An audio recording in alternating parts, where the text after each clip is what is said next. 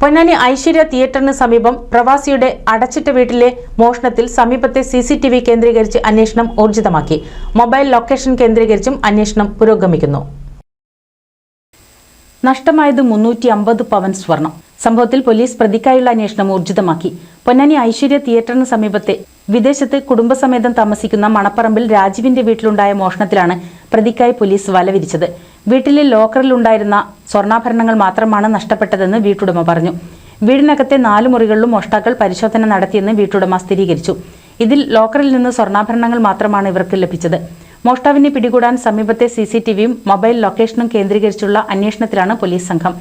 ശനിയാഴ്ച പുലർച്ചെയാണ് മോഷണം നടന്നത്. വിദേശത്തായിരുന്ന കുടുംബം ഞായറാഴ്ച നാട്ടിലെത്തിയാണ് 350 പവൻ സ്വർണം നഷ്ടമായതായി സ്ഥിരീകരിച്ചത്.